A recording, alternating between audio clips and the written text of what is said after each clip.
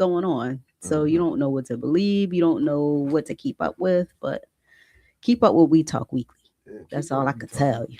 Yeah, keep up with We Talk Weekly so we can give you all the good news and Exactly. information and all that good old Exactly. stuff. And so Exactly. while you're at it, why don't you let me know how your day was today? Let Hmm. us know a little bit what was going on today. Do you really want to know? We want to know. We Can, want to know. can We I want to can know. I get on my soapbox for a minute? And please get on your soapbox. So I don't usually put people on blast, but I'm gonna do this today because I did not like this.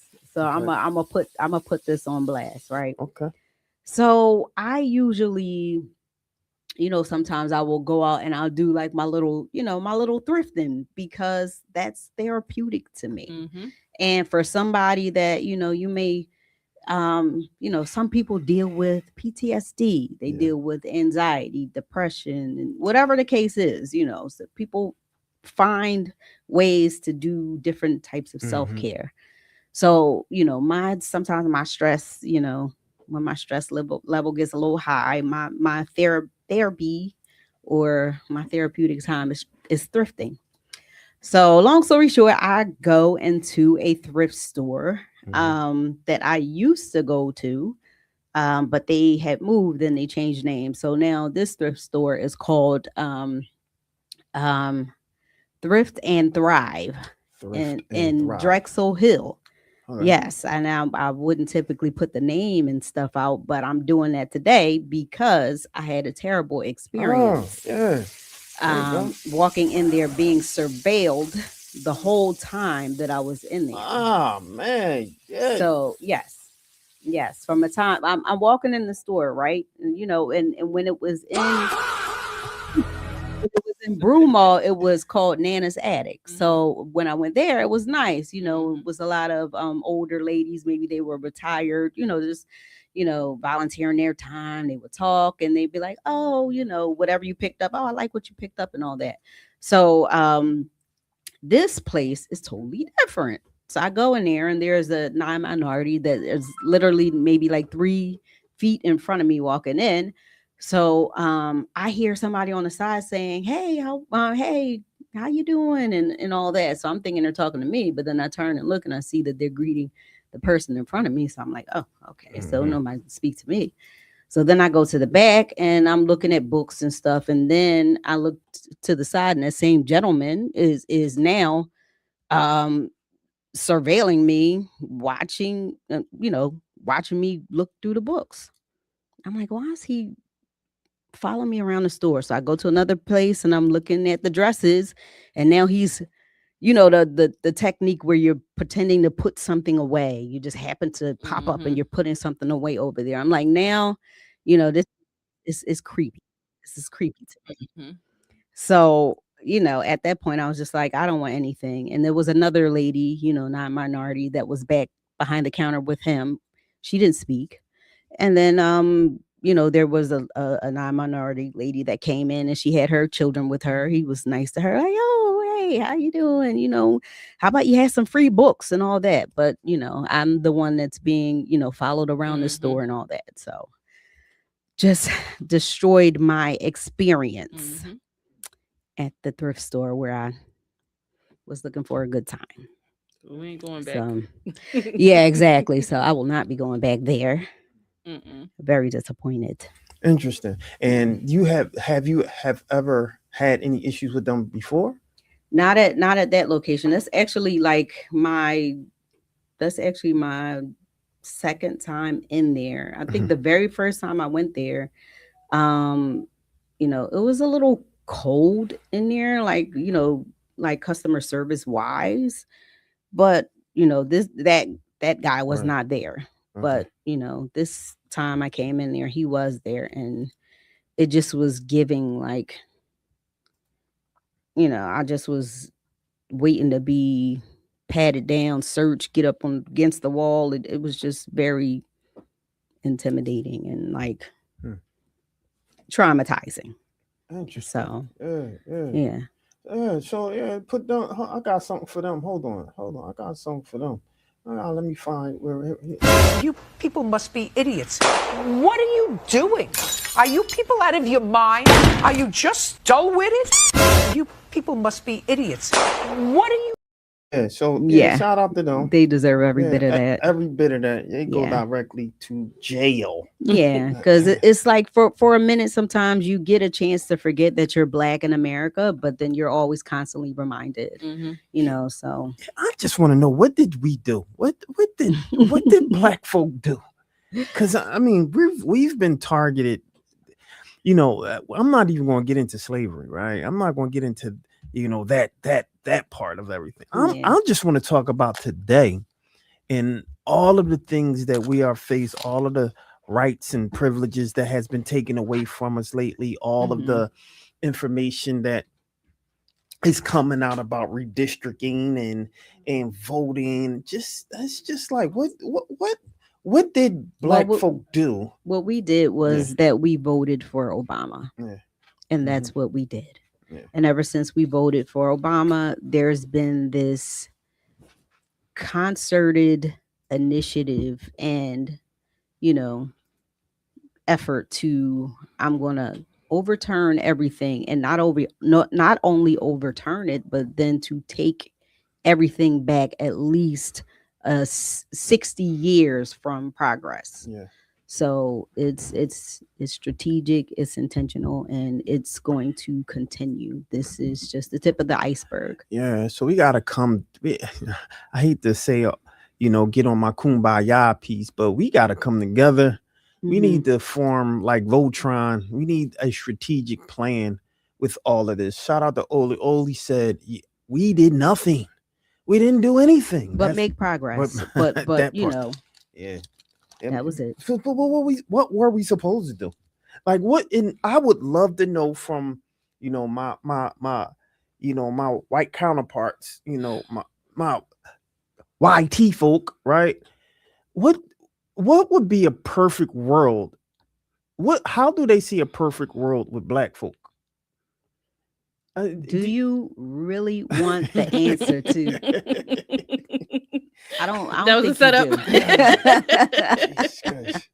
You don't want to know the answer to that. Oh man, it's all good, man. All right, T, holla at me. How was your day? All right, mine was better, but probably because I was outside with my kinfolk, my skin folk. Your folks. I am mixed race, so I ain't got no shade, but I was solution. I was at a Black party in West Philly, an annual Black party with Woods Funeral Home in Vine Memorial Baptist Church. Shout out to Vine Memorial. Absolutely. Yeah, this was their third year doing it, and they leveled up this year with a stage, nonstop musical entertainment, dancers, already like a host, vendors were out there, but they was out there. It gets better. Yeah. They had free food trucks, okay? What? Fried chicken, French fries. The way my stomach is growling right now, you talking about free food. Exactly. They had free water ice, free pretzels, and they also gave away free groceries. It was tables and tables filled with free groceries, free face painting for the kids, free, what's that called? Caricatures, the drawings for anybody who signed up. It was people running around, chairs for you to sit to enjoy the music. People were out there dancing, even though it was a little chilly. The turnout was nice. Everybody was in good spirits. The neighborhood was walking through. People would pull up and get out. It was a really good time. I had fun, and they'll be doing it again next year. I can't wait to get back. That was awesome. That was awesome. Yeah, I love to see stuff like that for the community, for kids, especially now when people really need it's just people are in such need of hope just to see like good things happening for people in the community, just to see that giving back, and just to like, oh yeah, people, know that there's a place that they can go where somebody or some organization or entity is giving back. So that is that's awesome. That's interesting that you say that. They asked me to take the stage and give a message, and I'm like, well, I gave one last year, but I was running for office last year. It's like, well, I can't talk about that right now. But I said, the best, I'm a preacher's daughter, so I said I can just give everybody a word of encouragement. So I talked about hope and the things that were plaguing the community right there in West Philly with the gang violence and the drug wars and things like that, and just gave them, hope. I did tell him I was an attorney and I, offered legal advice afterwards, but I was like, if you need legal advice or prayer, come see me. I'll be hanging out. People came for legal advice. People came for prayer. It was a good time. I know that's right. Awesome. And get that legal advice, get that prayer, right? Yeah. Sometimes we need both of them. I know that's glad we got you on the show. Yes. And since we got you on the show, you ready for me? Absolutely. I want you to give it to me early. All right, this week we're talking about housing. The housing crisis in Philadelphia, Pennsylvania, which has been going on for quite a few years now. Philadelphia faces a housing emergency with nearly 30% of renters spending more than half of their income just to keep a roof over their heads. 9 out of 10 of the lowest income residents can't afford both rent and other basic necessities. So investigators and analysts and other groups are calling this a full-scale crisis that threatens the economic foundation of our city. As of 2026, here's some key takeaways or key aspects of the crisis. One of them is called an affordability gap, which just means that home ownership is increasingly out of reach for people who want to purchase homes. With the lowest homes, their costs are now surging at about 56%. The next aspect is what they're calling a rental burden. So over half of Philly renters are rent burdened, with 40% of all households spending more than 30% of their income on housing. Y'all know that 1/3 rule about how much you should be spending on of your income on where you live, and it's about 30%. But they're saying now that more than half of Philly renters are spending more than that 30% of their income on housing. Another aspect is called a production shortage. So the Philly metro area faced a shortage of nearly 80,000 housing units as of 2021. And now that we're in 2026, the number has gone down. There's been some efforts made, but we're still looking at about 65,000 housing units short. And the last thing, which breaks my heart, are the disparities. Black and brown communities face the highest rates of eviction and housing insecurity. Which is some about what I talked about today at the festival. Now, in a related story, this just happened this week. So in West Philly, and we're talking neighborhoods, Cops Creek, Overbrook, Powelton Village, Cedar Park, and Walnut Hill. About 3,000 tenants are facing an uphill battle to hold on to their rented homes. Some of these people have rented these homes for 20 years. The residents are fearing being displaced if the city of Philadelphia does not intervene to help them. And they got a deadline. Help must arrive before July 2026, giving them less than 60 days. So here's the issue. Until July 2026, these homes, which are approximately 1,000 homes in total, housing 3,000 tenants, they're all backed by tax credits with expiring affordability restrictions. Upon the expiration, these privately owned homes and apartments may no longer be affordable. So as of July, when that deadline hits, the home can be marketed to the general public at the current market rate, which we already know is high and too high. And this translates to higher rents that the current tenants, they cannot afford. These homes are all in areas of rising property values. The current tenants will be priced out by the higher market rates, and they all fear being abruptly homeless. So some housing advocates are coming together or have come together in West Philly, and they are trying to urge the city to take on the nearly 1,000 privately held rental units so they can remain affordable in the future. So the tenants, along with some advocacy groups and city council members, are saying that under the mayor's home initiative, which is geared towards affordable housing preservation, so something like this, there's $46 million carved out just for that affordable housing preservation. And so they're hoping that some of those dollars that were set aside for that home initiative will actually be used for those tenants that are fighting this fight. That was the latest news as of Thursday, so just a few days ago, as the tenants and city officials actually gathered outside, curbside on Chester Avenue regarding this. Right now, there's no definitive resolution to this matter. So that is just one example of what we got going on, and it's just this week. I remember years ago when Benjamin Franklin Parkway was littered with people who were displaced, and they were all living in tents for the whole summer, but it also spread into the fall. And so I'm hoping we're not looking at another wave of that if these people are priced out of their homes. I get phone calls too about housing referrals, like especially from elderly people who don't have any income or their income is really, really low, and they can't keep up with even the room rentals. It used to be $500 to rent a room in somebody's house, but now even that's about $800, and they simply can't afford it. People are moving back home with their families at higher rates than they used to, even people my age. And at some point, family tension leads to family tension, and people have to leave, but they're literally stuck with nowhere to go. That's horrible. Absolutely. That just really breaks my heart. And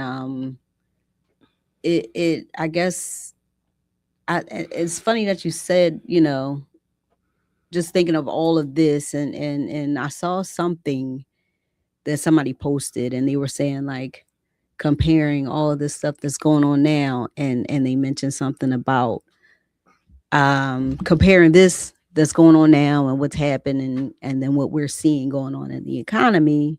And when the Harris administration was saying that they wanted to offer homeowners, I forget what it was, a part of the campaign, but they wanted to offer them the assistance or whatever it was for homeowners, first-time homeowners assistance. I forget, because it was a while ago, but they were comparing that to what's going on now. And it's just sad, it's like we're going back so far, and there's no progress. And then just to see, like, I don't know what the homelessness numbers are in the country, but oh man, that's very, very heartbreaking. Absolutely.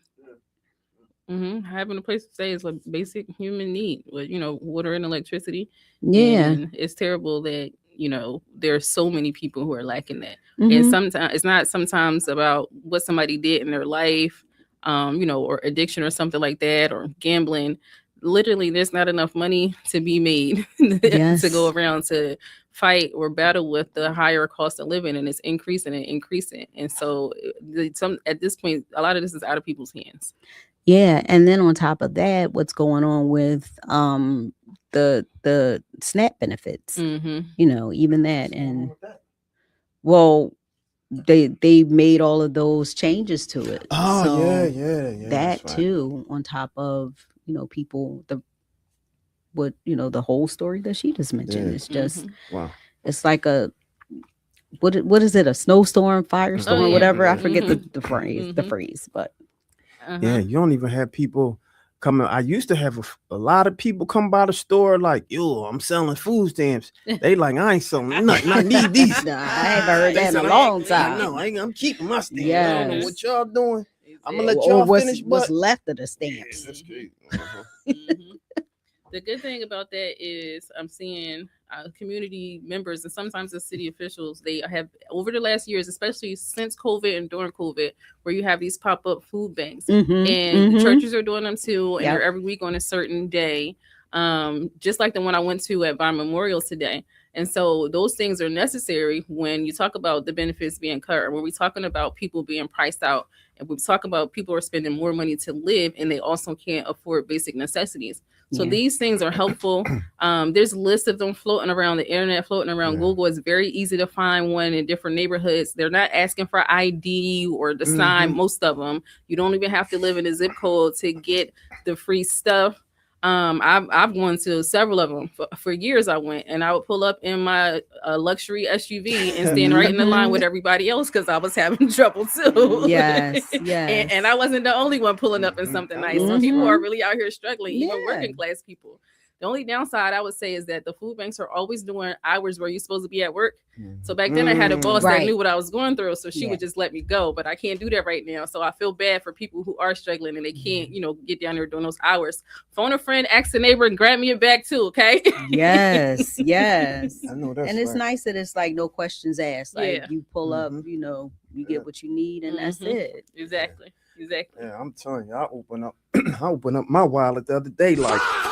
You know what? I'm like, yo, it's nothing in there. What?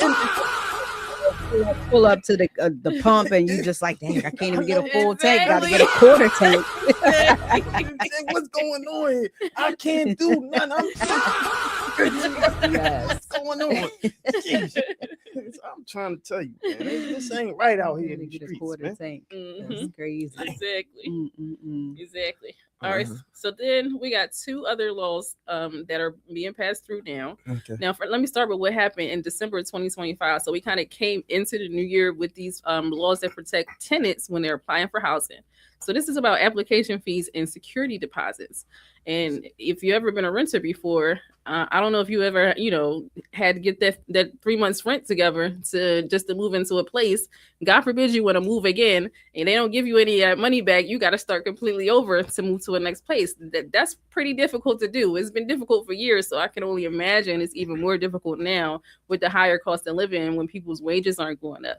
So with respect to the application fees, landlords must cap application fees to $50 or the actual cost of a background or credit check, whichever of the two of them is less, right?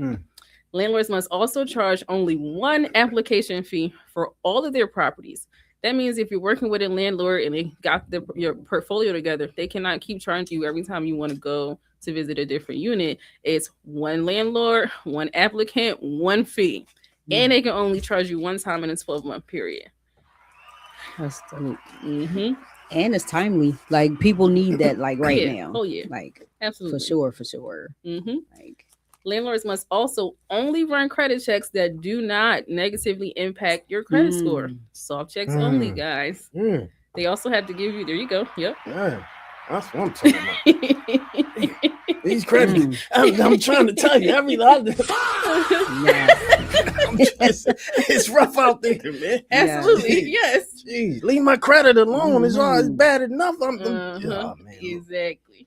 Now they also got to give you a copy of the background check or the credit report that they run. Yep. That's good. Yeah. And then I got to go one step further. If they deny you based upon your background or credit check, they have to tell you. Wow. I know that's right. Yeah, exactly. Now, this one is about security deposits, and this is all about Philadelphia, y'all. This isn't statewide. This is just Philly. So landlords must, if they're charging you that, first month's, last month in security rental deposit, you are now eligible for installment plans. What? Hold on. Say that again. What? I know those renters like the landlords like. Exactly. And then they went crazy at some city council meetings, yelling, cussing, and everything. Yeah, absolutely. Wow. But yeah, if the landlord is charging you the additional 2 months rent plus the first time, so that's your first month, your last is security, you're now eligible for an installment plan. So let me tell you how the installment plan goes, because it didn't go like what I imagined, right? So you have the option to pay them all up front, of course, as usual. Or at the time that you move in, you pay the first month's in security or the last, whichever. You just choose to. You pay those up front, and the third payment is on the installment plan. And that installment plan starts 30 days after your lease starts, and you have up to 90 days to pay that one. Oh, man. So it only kind of cuts off, one of those payments up front. See. But that's still a win, because that's a lot of money to come up with. It was landlord's hot right now. Exactly. Yeah. You talking about units is going around $2,000 right now. That's a lot of money to come up with at one time. All right, so let's play devil's advocate here, right? Absolutely. I'm gonna play devil's advocate, right? So for the landlords who are small businesses that might have a small unit or whatever that they renting out, that could be pretty rough for them. Oh yeah, that's why the landlords are going crazy. Absolutely. Yeah, but they need to go crazy on those who's been slumlords. Oh yes. And so the problem becomes, the reason why this is happening is because there are tons of slumlords, even in apartment buildings, which I like to direct to them, because there's been some apartment buildings that I have been in that are quote unquote luxury-esque Mm-hmm. and things are broken. Oh, all the Yeah. time. Mm-hmm. Yeah. It's like, why am I spending this much money Yep. for this apartment building? Y'all can't even fix hot water. Exactly. Like, nah, they Mhm. need, man, look. Exactly. Yeah. I shouldn't be having any problems. That's right. If I'm paying all this money, Mhm. I'm never late. Mhm. None of that. You collect my money on time. Exactly. Make sure everything works and is fixed. I should have no Exactly. problems. That's right. That's Absolutely right. not. That's right. Now, speaking of the smaller like landlords who don't have a lot of properties and stuff like that, this protects some of them Okay. because these laws only apply to landlords who have two or more than 2 units. So Oh, if you that's have two or, good. 2 or less, Yeah, it don't apply to Okay, that's good. So someone was Yeah. thinking. Mhm. Someone was thinking Mhm. like, you're a small Not business. gonna- yeah. Mhm. You know, it's going to be hard for you. you. But look, if I got 5 units, I'm still a small landlord. So then, I get caught up in this. So if I'm them, I would probably be upset. Yeah. Mhm. Yeah. Yeah. What? It don't Way even too matter. much. It, no, 5 no, you in You in the big leagues? You already in the big leagues. You know what I'm saying? Way So too yeah. much. So yeah, you know what I mean? So yeah, for sure. Now, this is what Too landlords much. also cannot do. Because of the installment plans that they're allowing, landlords can't get funny with it. So they are not allowed to charge separate security deposits amounts for those paying in installments versus those who are paying in full. So, let me tack on some interest because I got to wait for the money. Nope, Yeah. everybody gets charged That's the same right. amount. Give me a round of applause for that. hmm Yeah. And then the last 2 things, which this was already in place, they can't charge more than 2 months rent in addition to first. So still, the 3-month down payment. Wait, who's charging more than 2 months rent? So legally you can charge up to 3. So first, What? last, in deposit. So that's 3 Mhm. rental First, payments. oh yeah, Yeah. okay, I Technically, got yeah, you. yeah, First, last, yeah. and deposit. Okay. Mhm. Damn. And then And they get This every stuff is too penny. expensive, yeah, man. exactly. They get every Jeez. penny. Exactly. Now, landlords are now not able to hold more than 1 month's rent as a deposit after your first year. They must return any amount over that 1 month to you. So make sure them things in them escrow accounts getting that interest, and they got to give it back. Yeah. Mhm. So look, so if you're a landlord out there, I want you to leave a comment. Let us know how you feel about this, because Mhm. you know, I know some of them like, yeah, you just don't know some, because I do know some tenants that are trash. Absolutely, yes. And so they Uh-huh. need to be, popped on the backhand too. Yep. So they're not, they're not excluded from the smoke. But some of y'all landlords, y'all not right, which is the reason why this has come up. So this wasn't anything that someone said. Look, I just woke up yawn. Let's just do something to the landlords. That didn't happen like that. It was a lot of complaints and more complaints and more complaints and more complaints. Yep. It was some people. I know a few people where pretty much the roof caved in, and they had to do a makeshift roof because the landlord wasn't doing anything. That's crazy. And then on top of that, you know how you have people that's not going to pay rent because of certain stuff like that. The landlord even had a problem, an issue for them doing that. So they wind up getting help fixing the roof, and the landlord didn't want to pay for the roof to be. I was like, look, That's ridiculous. that's the type of stuff. That's the reason why a lot of you guys are in the pickle today. Yeah. Yeah. That's right. Yeah. And then you do get those tenants, and I've seen those, the ones that they pay all of that money. They pay all of the first what is it, first, last, and security Yep. deposit, and then that's all they pay. Because once they Yep. get in, Mhm. they ain't paying nothing else. Right, because they know it's tenant-friendly town over here. They like, I ain't paying nothing else. You gotta get me out of here. Uh-huh. And they know that takes time. Yep, So exactly. meanwhile, And I feel bad for those. It was a story on, I believe, one of those blog channels broke the story where someone kind of did that, and they started squatting. Yeah. And the lady couldn't get her out the house. Mm-hmm. They would like change the keys, and they would do everything. They boarded up the house. And then what happened with that?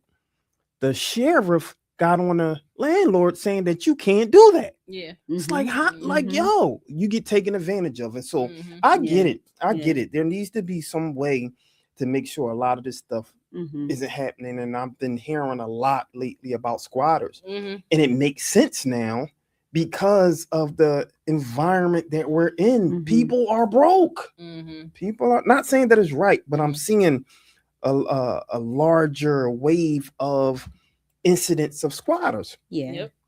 And it's sad for those who, you just happen to fall on hard times, because nobody wants that. Nobody plans to, have a, terminal illness and, or something very unfortunate. But for the people that's like, that's what they do in life. And once they get kicked out of one place and then they go to another, and then the cycle just continues. Y'all out of pocket. Y'all wrong for that. Yeah. Absolutely. It does get a little worse, y'all. Oh no. Yes, there's more. And this just happened this week.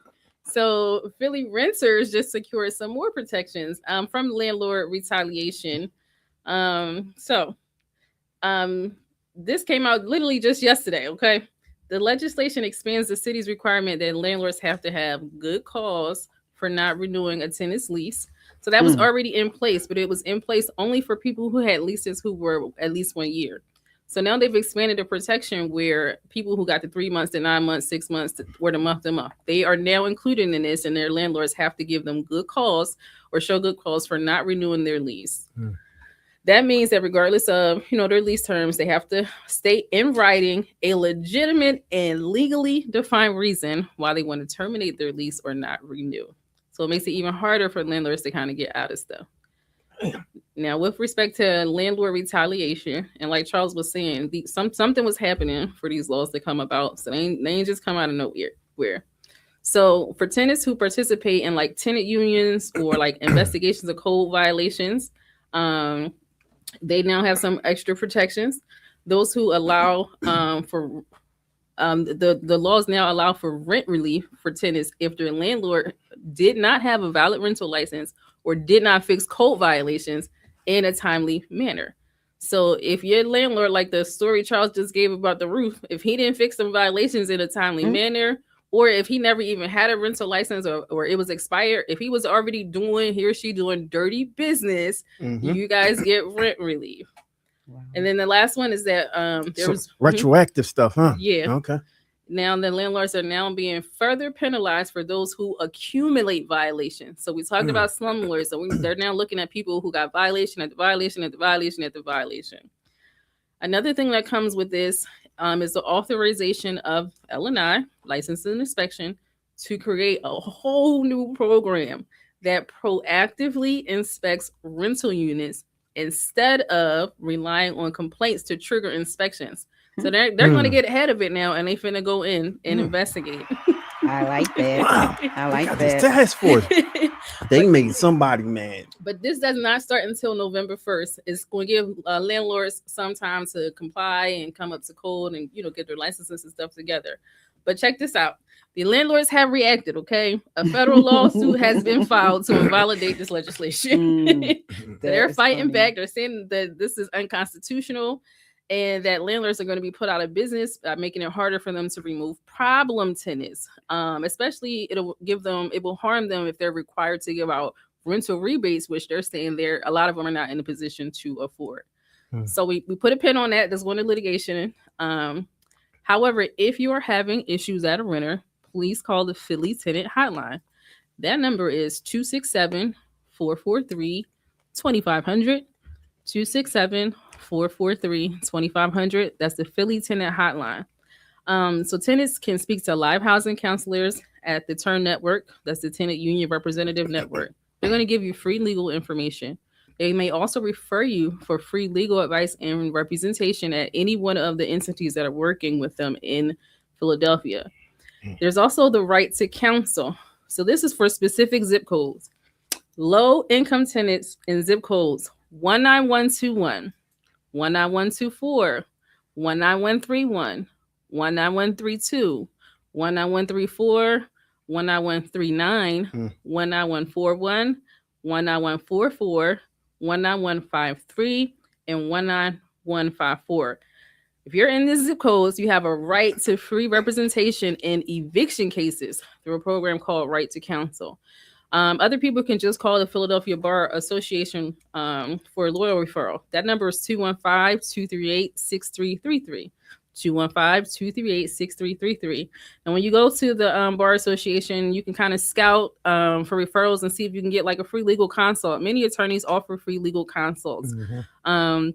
I've been in positions where I've needed an attorney, and as an attorney or even as a law school student, I would go get the free legal consults. But this is what I did. Let me put you on game. I would go sign up. Yes. I'm telling y'all, hey, y'all better get ready. Let's go. I would sign up for as many legal consults as I could, the free ones, because at each one, I learned a little bit more information about how my case could advance. I learned a little bit more about the law, a little bit about the arguments that I could make, and I would put those together so I could represent myself. And these lawyers, they know it's a 30-minute consult, so they purposely are not going to give you the whole landscape, the whole breakdown. Is on purpose. They want you to come back and they want you to pay. So I had to be 2 steps ahead of them and be smarter because I couldn't afford no attorney. So I went around and got every single free legal consult, and I went ahead and represented myself and won. And one was the part. Exactly. Oh, That was the part. Mm-hmm. I know that's good. right. Mhm. That's she crazy. just gave y'all game. $1 million $1 worth. million worth of game. Mm-hmm. And shout out to Kelly Wilder for sure. Yeah. No doubt. Wow. Yeah. Yeah. That's awesome. Was that it? Yep, that's it. Oh That's man, a wrap. that's Yeah. that was A lot enough. of information, man. There was a lot That's of information. So look, this is what I'm going to do because that was a great story. I want to show y'all something. I want y'all to, if you go to, all right, this is what I'm going to do. So you guys can get some more information and some help. So if you go to our website, right? Let me share the screen real quick. If you go to our page on wetalkweekly.com, I'm going to share my screen. And you'll see the news right here, the top stories right here, the news. If you scroll a few stories back, you'll see Philadelphia Town Hall highlights urgent housing needs, right? And so we had the opportunity to go to one of the mayor town halls produced or supported by what was her name? Purple. And it was a really great informational session. So it was the Mayor's Action Center, and this is at 6150 Cedar Avenue. And recent Philadelphia Community Town Hall brought residents, housing advocates, and civic leaders together for an honest conversation about housing security, affordability, and urgent need for resource across our city, hosted in participation with community organizations and made possible through the Every Voice, Every Vote initiative. The town hall created space for real talk on issues that impact everyday Philadelphians, from keeping families in their homes to assessing programs that can turn renters into homeowners. Now, I'm going to play this little clip before we go to our next story, but I thought it was definitely something to know, something to hear, because we actually have the story. So if you go to wetalkweekly.com, go to the news story, scroll over a little bit, and you'll see the housing story. And it's a long video, but this is a 30-second clip that talks a little bit about some of the resources that's available for you guys, even your landlord. So don't be too worried about it. So you got some support. So take a listen. So that is our rental improvement fund. The loans can go up to $100,000 for the properties. Okay. High overviews. Just want you to know. So if you are a small landlord, you can use this. This loan is used to help with things to keep the property healthy and safe for your tenants, such as upgrading the electrical system, storm doors and windows, new heaters, lead abatement, hardwire sprinkler systems, those kinds of things. That's what you can use this for. There you go. So there is some funds out there to support renters. There's some funds out there to support people, some of the landlords out there that needs to fix some things. And so if you are faced with challenges with a tenant because you're not fixing something, the city has resources to support you to fix those issues. And so there's really no excuse at that point. It's sometimes people just don't know the information or don't know what resources there are out there to fix some of this stuff. But I am glad that there are resources out there to support some of the tenants and the landlords out there, because all landlords ain't bad. I mean, there has been landlords that literally, it was a story, I believe, in New York, and somebody in New York can correct me if I'm wrong, but it was a older lady who has been living in this high-rise building. It was purchased by a gentleman, and all the rent went up. The person who purchased it understood that this lady has been in there pretty much since it was built. But she was an older lady. You know, it was one of our, seniors out there, our people of wisdom, right? The landlord said she doesn't have to worry about rent for the rest of her life, pretty much. Wow. He'll take care of it. He knows that she's been in there since pretty much it has been built. He didn't want to displace her, so he said that he'll secure the cost. And that was amazing. And there's a lot of stories out there like that. I want to say New York. I think the story I heard that from was in New York. And you already know what rent is like in New York. Yeah, absolutely. Stuff like that. And so I thought that was an amazing story. And if you guys know any more stories like that, let me know. Let us know, because I want to share those type of stories, because all landlords aren't bad. I know a few people who have units, that are renting out and doing that's working with people, because everyone right now, I mean, some people can't even get tenants in places because they can't afford it. And so that has been an issue also that I've been hearing. So look, and the community has to come together and try to see what we can do. There's a lot of challenges that's out there right now, and we just have to find some solutions to a lot of the things that's out there. And so if any of you guys got any solutions, let us know. I don't want to point any fingers at anyone, because I think all of us have a part to play. But we do need to find some solutions to some of these challenges that's out there. Yeah. I think it's important that, people, make sure that the information is out there when it comes to these resources. There's a couple community organizations that are here in the city. There's organizations that I know of that they are, sharing these resources. They're creating list of resources and they put those out. So we have some resources that are available on our site. If you go to wetalkweekly.com, you can see those. But yeah, absolutely, we need to make sure that we're supporting those and people in the community, because there's people out here that want to keep that information hidden. And it's sad that that's going on. Yeah. Well, we gonna get a game all the time. We gonna get a game. We gonna talk to the community all the time. So one more time, I'm gonna share this number one time that T kind of mentioned for the Philly Tenant Hotline, 267-443-2500. Is that extension 3? The +3? Yeah. Extension 3. And the Philly Tenant Hotline, 267-443-2500, 267-443-2500, or you can go to www.phillytenant.org. And for those who are listening across seas and in other countries who listen to We Talk Weekly, this is specific to Philly.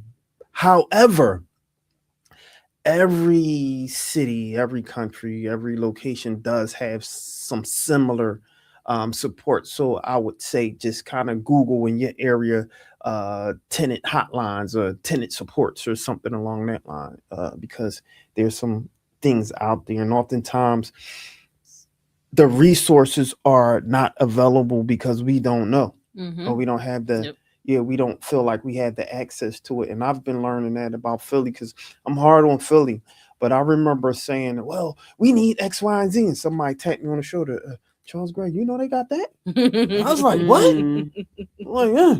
Oh, my bad. My bad. I was wrong. They do have a resource for that. So there's a lot of resource out there. Sometimes it's just a matter of a quick Google, or sometimes it's just a matter of look, that's crazy. See, they listening to me. As soon as I did that, you see that? I gotta stop saying something.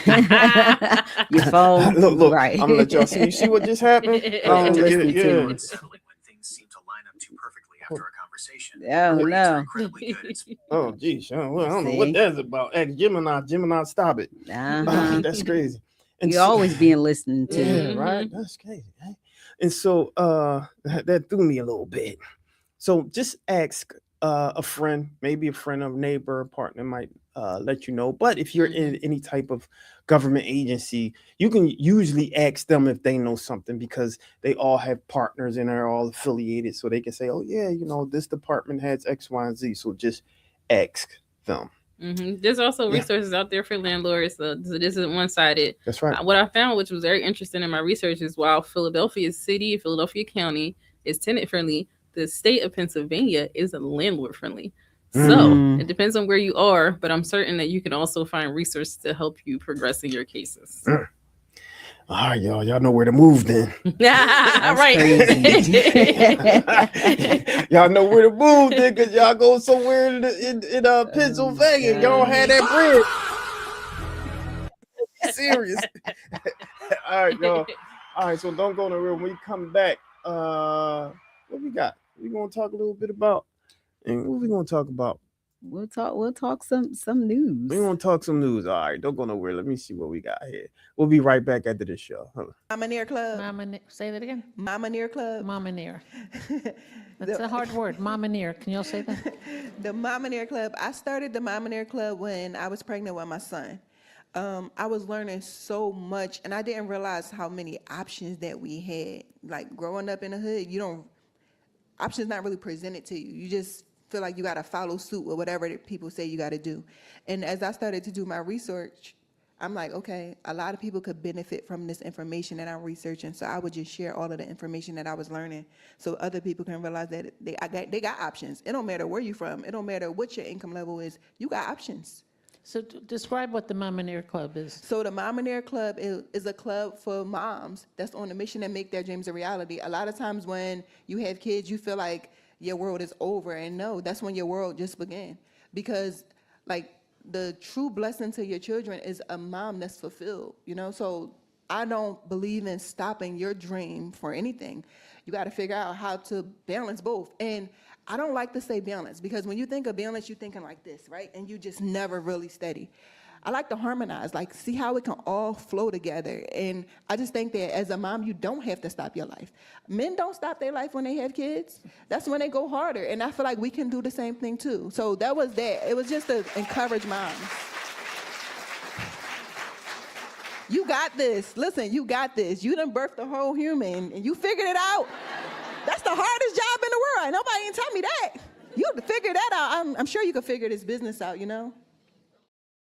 I know that's right. We talk weeklies after the talk on WPPMLP, Philadelphia 106.5 FM. We talk weeklies after the talk with your boy Charles Gregory and the beautiful Lauren Sizzle. And yeah, that was Milano Rouge from Philadelphia, dynamic designer for the most part, design streetwear. And so I thought it was fitting to play her, because we're going to talk a little bit about some stuff right now. You ready for me? Oh, yeah, because we get ready to get into some fashion. So I don't know how many people got a chance to get into, a chance to see this Met Gala. So the Met Gala was very, very interesting. So I have titled this Met Gala 2026 Recap. I've titled it from red carpet fits and dresses to backstage drama and hot messes. So we'll get right into this little tea. All right, so this year's Met Gala, it was held at the Metropolitan Museum of Art, Fifth Avenue. This is long. You could keep it rolling because it's long. So it was at the Metropolitan Museum of Art on Fifth Avenue. You had Beyonce, Nicole Kidman, Venus Williams, and Anna Winter. They were the co-chairs. The gala host committee was co-chaired by Zoe Kravitz and Anthony Vaccarello. And then you had some other committee members that included Sabrina Carpenter, Doja Cat, Sam Smith, Tiana Taylor, Asia Wilson, and Angela Bassett. And then billionaire Jeff Bezos and his wife, Lauren Sanchez, they were honorary chairs for the event. So what you're seeing now are just some of Lauren Sizzle's favorite picks for the Met Gala. So you have Heidi Klum. She was wearing her outfit was she was dressed up like a statue, and the idea of it, the theme was fashion is art. And according to the Met's event press, and that was just Lala Anthony that we saw, she was hosting the Met Gala. I thought she did an awesome job. Here we have Janelle Monáe. She understood the assignment. And what I loved about Janelle Monáe's outfit is that it was completely art. You like it or love it. I thought it was awesome. Naomi Osaka, she tore it up. Okay. She came not to play. She had on a white ensemble. That hat was everything. She took it off and she had on a red dress. Nicole Kidman, one of the co-chairs, she came with her daughter. She had a pretty red dress, the Chanel glimmer and shining all up and down. That was awesome too. And then you had Rihanna, of course, Rihanna and A$AP Rocky, they stole the show. Her outfit was to look like a clam, so she understood the assignment. Fashion is art, like it or love it, or whatever. So you had the Carters, they came and they did not come to play. Beyonce was serving. You see, she had the skeleton outfit. Skeleton dress, and that train was everything. That train was training, because when she went up those steps, that train went. But it never ended. It was a never ending story. It was just so beautiful, and she looked really, really pretty. She was one of the co-chairs. She had two dresses, the black dress that you saw a little bit before. So then we come to Jeff Bezos and Lauren Sanchez. Now, Jeff Bezos and Lauren Sanchez, there was a huge protest that went on. Okay. So with this protest, they were under fire by several activist groups, including Everyone Hates Elon Musk, who posted boycott the Bezos Met Gala flyers all around the museum. They also projected this huge protest video of the Bezos, on the Bezos $1 million penthouse apartment. So the protesters had gathered outside, accusing the event of kind of glamorizing billionaire wealth and corporate power. But most of the backlash has centered mainly on Jeff Bezos and Lauren Sanchez. So the activists, they use these demonstrations, these projections, and labor rights messages to spotlight concerns about worker treatment, wealth inequality, and corporate influence in American culture. And what I also was told was that some of the protesters had these little bottles that they had hid around the museum, and they used the bottles. They put liquid or something that looked like urine inside the bottles, and they hid them around the museum. And that was to represent how Amazon workers are not able to go to the bathroom, so they pee in urine bottles and keep on working. What? Yeah, that's a part. The people, yeah, I guess like wherever. I don't know if it's at the warehouse or Wow, I don't know if this is like in America, because it doesn't even seem like it's here. But Yeah. that was a part of like their protests and things that has to they're be against the protesting law. against. Yeah, so they had, the protest was pretty massive, but the organizers defended the gala, of course, as these fundraisers are calling it the support of the arts. But the protesters were turning against fashion, and they raised, I believe it was like 42 million, which is the biggest that I believe that it raised. And Jeff Bezos and Lauren Sanchez had reportedly donated at minimum $10 million to the Met Gala. So that's why they were honorary co-chairs and all that. So yeah, these, I don't know. It was just kind of whispers of like, yeah, behind the scenes that like people, even the celebrities kind of like didn't really want to be there. They were just kind of like, I guess, just like moving along, like their publicists were like moving them along because it was just a different climate and a different, because Jeff Bezos and Lauren Sanchez were the honorary co-chairs, and they had given the most money. That was in their contracts to make these appearances. So exactly.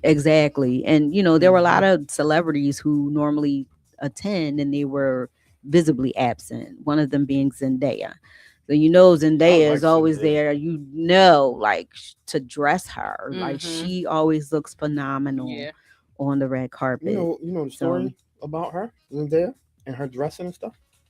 Well, I know that they always get on her about her hair but yeah, go ahead. What's the scoop? The scoop is shout out to her stylist, but the scoop is that Christian Dior and Gucci and all of those major labels didn't want to dress her when she first came out. So that's why a lot of times she won't wear their particular their outfits and stuff like that. And so it's one of those things. Yeah. So shout out to Zendaya. Yeah, and I think even though you have some people on one end saying, "Oh yeah, this night was a success," and all that, you got people on the other end that were just like, it's just kind of like tone deaf at a time right now where you have so many people that are like just suffering and they can't even put food on the table, or people are losing their homes. Like we just had a whole conversation about housing and all, affordable housing, and people not being able to live in their homes and having to go and stay with other family members. So they're just saying that like this protest was just so important because it reflects just the growing public frustration with the influence of how these billionaires are just infiltrating into so many different sectors of different sectors in society when it comes to entertainment, fashion, media, and all that. And yeah, it's just they're saying that this is just a bad time, you know. So you had Zendaya, Mom Donnie, he said he was not gonna attend. Yeah. And another one, and I'm not sure if she was in there. I liked Venus's outfit. I liked her dress, and she had her necklace. She had a Swarovski dress, and her outfit symbolized her portrait at the National Portrait Gallery, with the neck piece being the Venus rose water dish folded in half, I guess. And then it was the Wimbledon trophy designed with images of her mom and dad. And then it also represented her culture in West Africa. Nice. And then the Watts Tower in Southern California. And so I thought that was very impressive and artistic. Yeah. So hers was awesome. Lala looked great too. There were so many people that just look awesome. Even Coleman Domingo, he looked great too. There's somebody else who's the guy that had on the all white. I loved him. I can't think of his name right now, but he had on the all white. Doja Cat looked great. There was people that were saying like they, the Kardashians missed the mark this year. Only one that kind of pulled it off was Kylie. They liked her outfit, and the other ones they had these bustier type dresses with the nipple imprint, with What is Why? that? Yeah. Like that's so Yeah. done, and like Yeah. this that has been done so many times. Times, So it's yeah. like, What you mean, Charles? It's not something that always stay in style. That's not a No. classic. Yeah. That's really Yeah. that's- Yeah. it's just crazy. Also, what's her name? Angel Reese. She looked really pretty. You know, the sports, the women in sports, they look good too. Um, oh, I showed Sam Smith. I liked everything. I wasn't feeling the hat though. You know, the hat was, I thought it was a little bit too over the top. But you know, yeah. Yeah. Shout out to the Met Gala. Yeah. So I'm gonna read you the story. So this is the story. I found it. So I want to give y'all some context with Mhm. what I brought up. So Zendaya, longtime stylist. So her stylist is LaRoche. Shout out to LaRoche. Amazing, amazing stylist. Has blacklisted the big 5 fashion houses from Challenger's Star Wardrobe after they initially refused to dress his fashion soulmate early in her career, and he kept all of the receipts. On an episode of Fashion Podcast, The Cutting Room Floor, Roach 45 recalled how Chanel, Dior, Gucci, Valentino, and Saint Laurent would all say no to Zendaya 27, telling him to try again next year and calling her too green, said the Hollywood Report.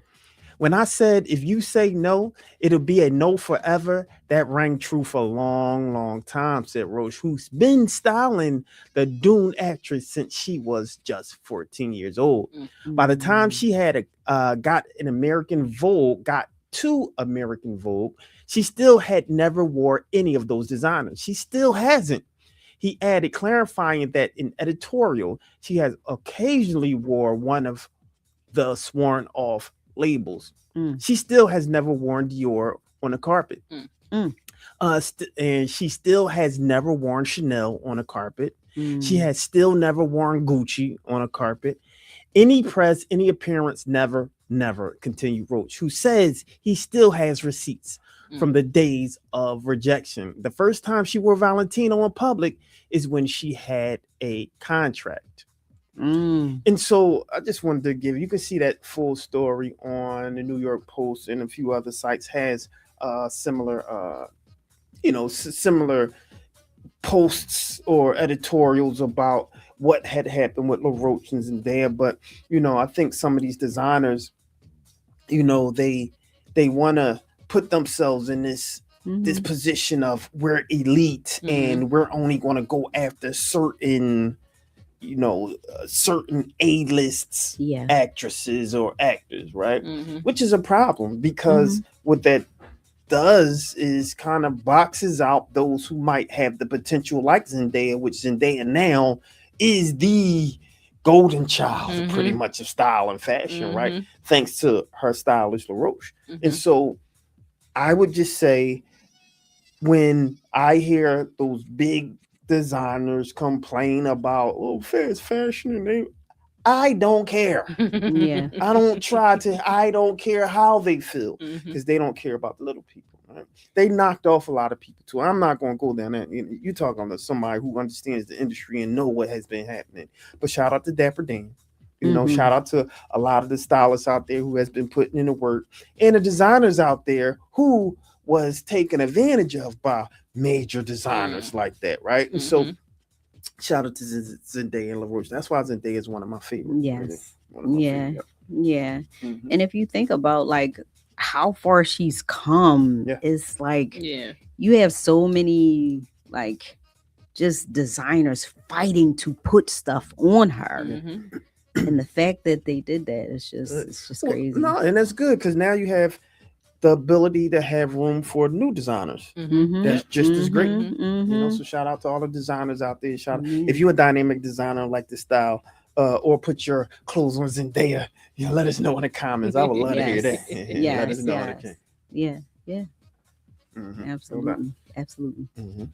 That's it. Do you want to go to one more? Yeah, let's do one more. We can do one more because our guest is here. So let's do one more. All right. All right. So I don't know if people are getting ready for summertime travel, but this is putting a little bit of a damper on it. This cruise ship, MV Hondius. Hold on, where my Santa? And let's see if we can you got pull that? I just slipped it right on in I see there. it. Yeah, there we go. But yeah, this cruise ship, MV Hondius, has been docked for the past 4 weeks after setting sail for Argentina on what was supposed to be a dream cruise of a lifetime. So it's estimated that 3 passengers have died from hantavirus, with at least 3 other people expected to have contracted the disease. So the Andes strain of the hantavirus is the strain that can be passed from person to person. Now, this isn't a part of the story, but if you remember coronavirus, remember how it had these different strains and all that, and this strain was worse than the other one, and it was just like, it was this. We just got out of COVID, right? Exactly. They try to take us back. Yes. So this Andes strain, because the hantavirus itself is not. There's one that isn't passable or able to be passed from, I guess, animal to human, but this Andes strain is. What? So, so pets can give it to owners now. and animals through that strain. So this is the same disease that killed actor Gene Hackman's wife, supposedly.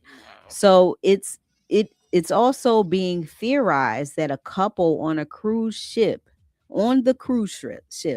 contracted the disease in Argentina before boarding after being exposed to the disease during a bird watching tour that included a stop at a landfill. So of the 150 people aboard the ship, 17 Americans are included. So passengers are confined to their cruise ship rooms for quarantining. According to the CDC, they are working with the U.S. State Department and other U.S. government partners to get Americans on the ship home as quickly and safely as possible.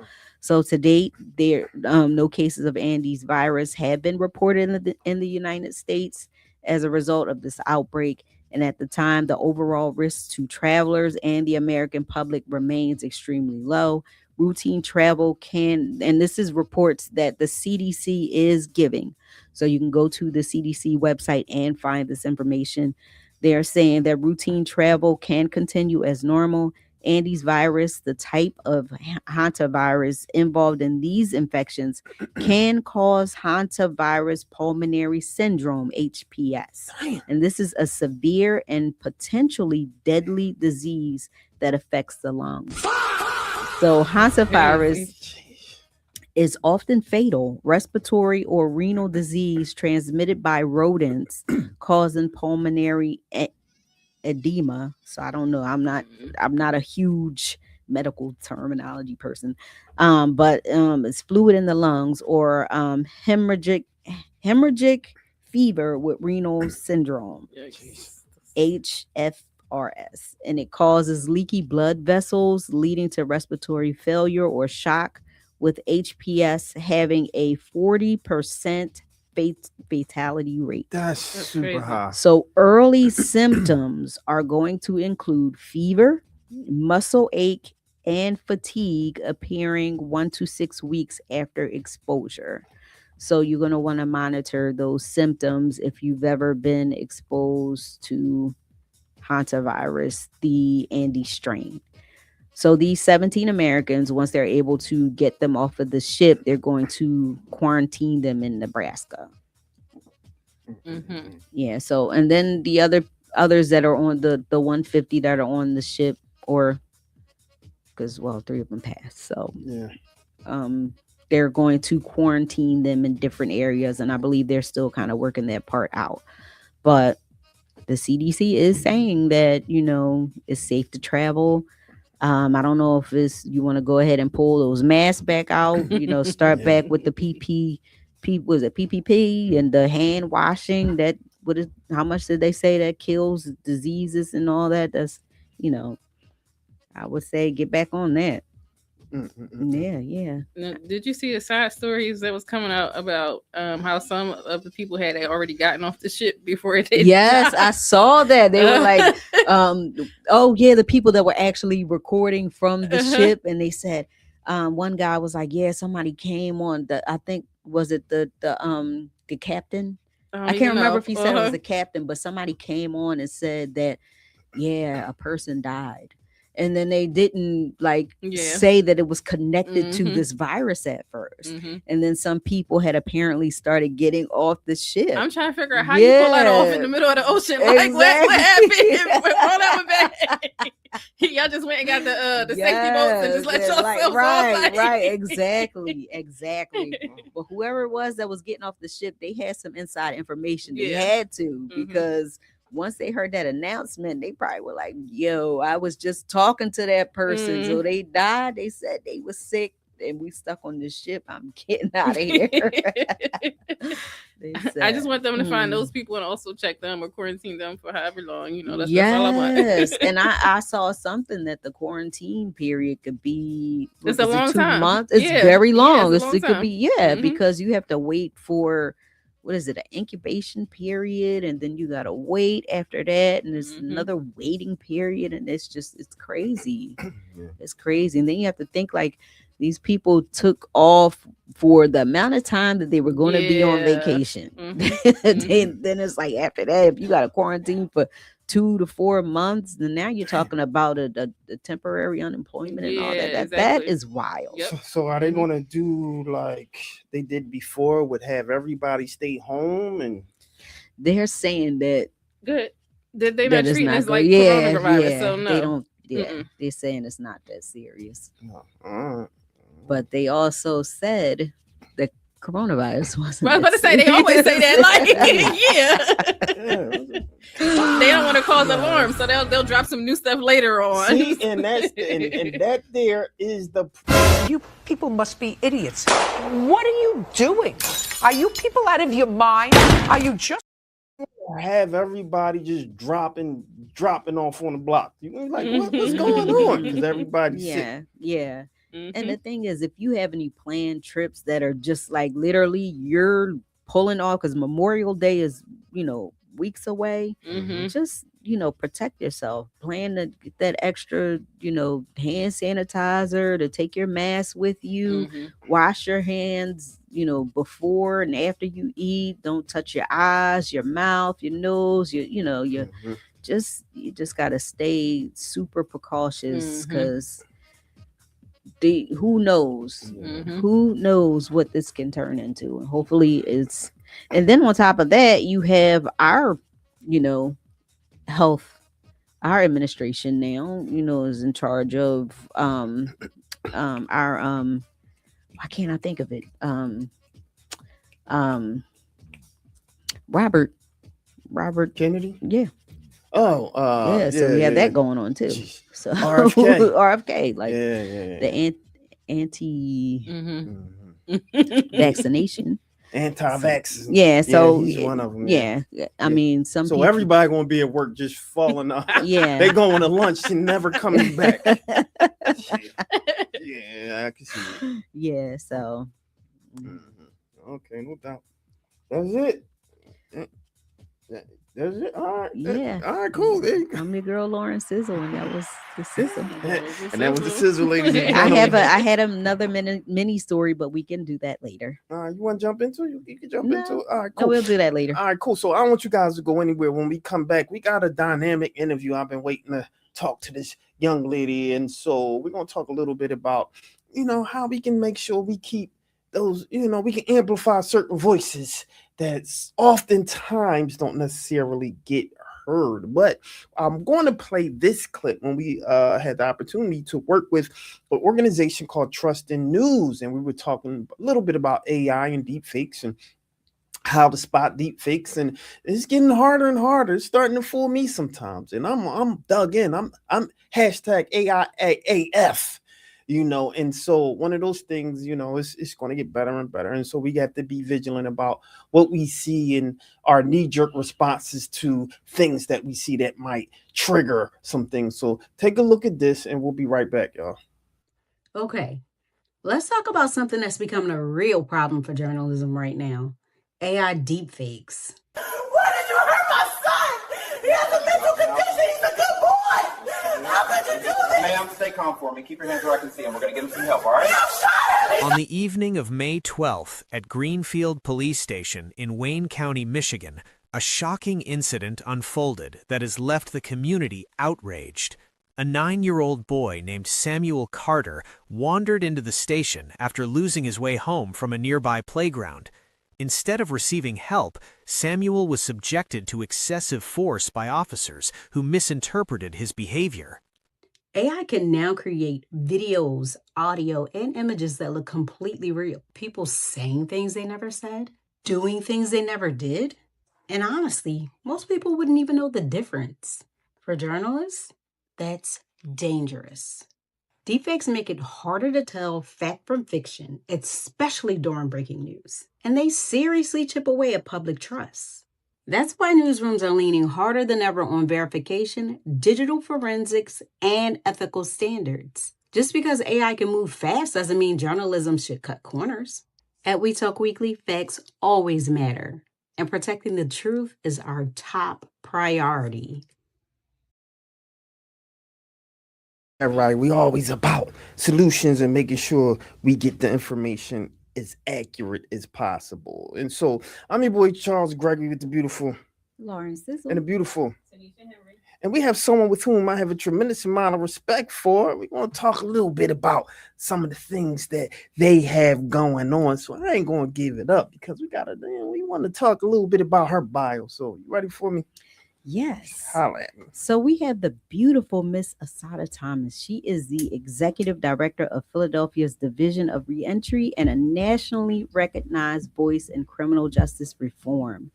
With more than 20 years of experience and the lived experience of overcoming a felony conviction, she brings both expertise and authenticity to her work. She's led major transformation in Philadelphia's reentry system, expanding services, building a coalition of over 150 organizations, and opening the city's first community-based reentry center. A Rutgers graduate with a master's in restorative justice and recent leadership training from Harvard Kennedy School. She's also an award-winning advocate, author of Forward Only, Speak Power, Live Change, and a proud member of Delta Sigma Theta Sorority Incorporated. Give a round of applause for that. Let's give a huge We Talk Weekly welcome to the beautiful Miss Assata Thomas. Man, give another round of applause for that. How are you? I love that. All of that. Sheesh. How are you, my sister? I'm doing well, thank you. Oh, let me get your mic right. I don't hear you. Okay. There we go. There we go. There we go. Thank you all so much. No, thank you for coming. It's an absolute pleasure to have you. I want to make sure I change this light. This light go bright on you. Yeah, so how are you feeling today? It's especially all that you're doing. How do you even have the time to, we're excited to even have you because you're doing so much and kudos to you for all the work that you're doing. How do you feel today? Thank you for asking that. I feel well today. I'm a recent empty nester, and so I'm trying to no, it's good. I thought it was going to be a bad No. So I know I can't reclaim that time, but I'm certainly squeezing the juice out of everything that is happening. So I feel well today. I feel rested. I had an event earlier today, and so I rested. I feel good today. Thank you for asking. That's awesome. Yeah, well, we're so glad to have you here, and just thank you for the work that you're doing and the giving back that you do to the community, especially for this time now. A time now when it's so much support is needed, and people are just looking for hope and change. That's awesome. Yes, that's awesome. Yeah, so- you have such a background. I don't even know where to start. I mean, I'm usually like, all right, let's start from the beginning, but the beginning is even big, right? Yeah. So all right, let's start with the school. All right, let me start with the school. So shout out to Delta Sigma Theta. You know, I'm a member of the Divine Line. You know, all my bros is out there, so I gotta shout out my bros. You know, Phi Beta Sigma Fraternity Incorporated. So I had to talk to that. Right? Temple Epsilon, Eva Epsilon. You know, I'm traumatized. See, if you came up through my time, you traumatized, so you understand what I'm saying, right? And so, but no, it's a pleasure to have you. And so let's start with the schooling, right? And so you came into school and you realized that you were meant to fight for the people, right? You were meant to advocate for people. What was the impetus of that? What was it that made you feel like, you know what? I'm empowered, I'm encouraged, and this is the direction that I'm going to go. Did it happen in school? Did it happen even before you went to school? Yeah, so it's opposite. I went to school much later in life. Okay. So for me, it happened as a result of a felony conviction that I got, and that was the impetus. When you are trying to find a job, when you're trying to find housing, all of these things that happen to persons who are impacted, that is the direction that led me to the work that I'm doing now. I would absolutely say that it found me. I wasn't looking for it. But as a result of all the things that I had gone through, the schooling came and then the next schooling came. But it found that advocacy, I think, has always been a part of me growing up, you know, always speaking to systems and powers and people that I didn't even know what that meant at the time. And so it's always been in me, but to this specific direction came as a result of my own story. Fantastic. So we'll get into your story, but let's talk about like your parents then. You know, how did they, you know, start the voyage or the journey or the support for the things that you do? Yeah. That's interesting. My mom is here with me. Oh, sure. I gotta give mom a round of applause. No doubt. Shout out to mom. She down there smiling. Okay, no doubt. I love moms, man. I love the moms. No doubt. My first best friend. And so I am of a Jamaican heritage. Both of my parents are Jamaican. And so we are first born, my brother and sister and I here. And so how we grew up many years ago, it wasn't cute to be from a Caribbean family. And so our culture, the things that we did were very much different. Experienced racism altogether, but also xenophobia, you know, right. That whole face. Exactly.